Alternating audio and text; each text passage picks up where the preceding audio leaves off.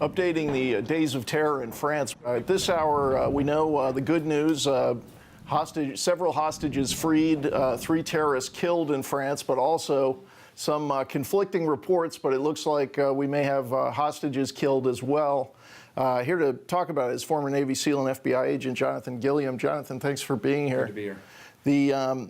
Obviously, this is going to change French politics in a big way. As we watch what's happening, as you watch what's happening, and we think about lessons for us, we often think of the difficulty in intelligence work of finding the needle in the haystack. Mm-hmm. But as I think you've pointed out, these were known bad guys, and also the Charlie Hebdo magazine was known as a target. So right.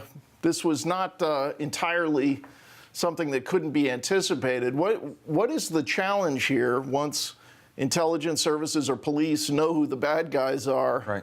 in stopping this kind of horrific attack?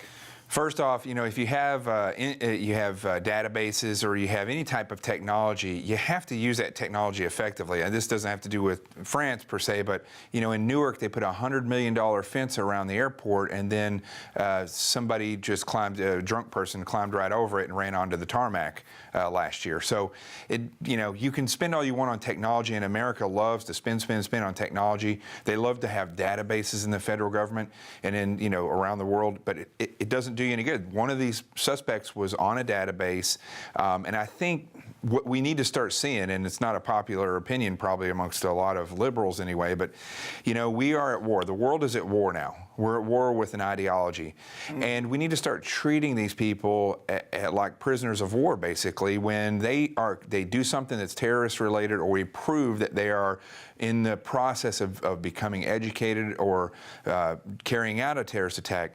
They should be arrested and held just like a prisoner of war until the end of the war.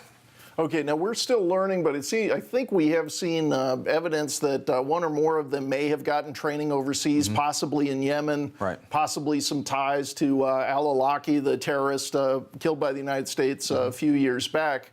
When these characters are training overseas, right. Is that where we ought to be grabbing them and putting them into Gitmo? Obviously, right. the president doesn't like that idea. He doesn't like Gitmo. But is that the policy that we ought to be pursuing? Well, let's look at it backwards and forwards. First of all, you can't close something like Gitmo based on a campaign pledge, because you have to look at whether it's effective to close it. And that's a problem with a lot of leadership we have. They make promises based on getting themselves elected and not what's effective.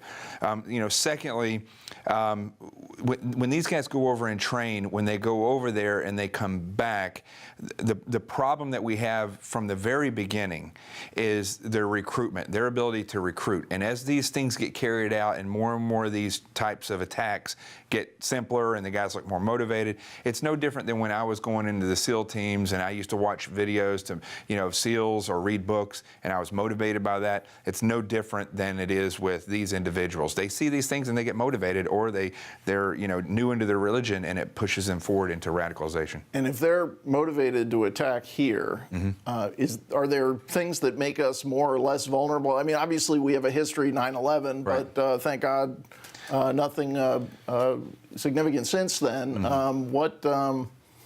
What is the vulnerability in the U.S. versus France? Could the exact same thing happen here? Would it likely be different? We have a lot of vulnerabilities, but I think you brought up 9/11. It's a good opportunity to talk about one big vulnerability that we have. 9/11 showed the worst tactic that you can have when you throw all your forces at one thing at one time. France is very lucky that they were able to stop this quickly. We don't know for sure if it stopped all the way. Other things could spring up. But when you throw all your forces at something and you don't hold some back, within a 24-hour period, your forces are going to start to be tired, hungry, and they're going to start to break down a little bit.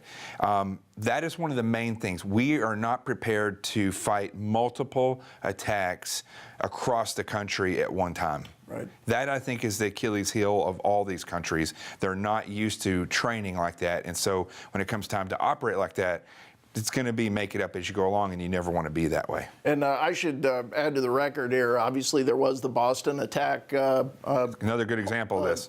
Horrible, deadly attack, but obviously not on the scale of 9/11. But anyway, Jonathan, thanks so much for your insights today. Good to be here.